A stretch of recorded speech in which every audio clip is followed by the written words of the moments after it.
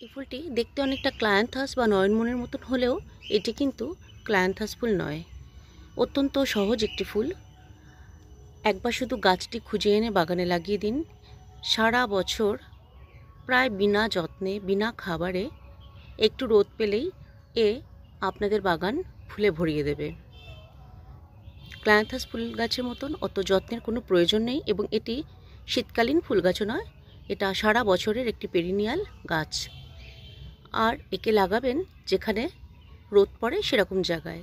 সকালের দিকে 2-3 ঘন্টা রোদ পেলেই কিন্তু আপনাকে ফুল দেবে। গ্রীষ্ম, বর্ষা, শীত মোটামুটি সারা বছরই এই গাছে আপনারা ফুল পেতে পারেন। বন্ধুরা, এই গাছটির নাম প্যারটস বিক